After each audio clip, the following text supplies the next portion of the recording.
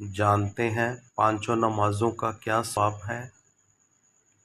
نماز فجر۔ نبی صلی اللہ علیہ وآلہ وسلم نے فرمایا، جس نے صبح کی نماز پڑھی وہ اللہ عز و جل کی حفاظت میں ہے۔ نماز ظہر۔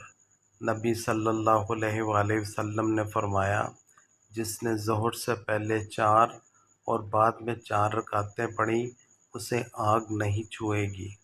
نماز عصر۔ نبی صلی اللہ علیہ وآلہ وسلم نے فرمایا، جس نے سورج نکلنے سے پہلے اور غروب ہونے سے پہلے نماز پڑھی وہ جہنم میں نہیں جائے گا۔ نماز مغرب۔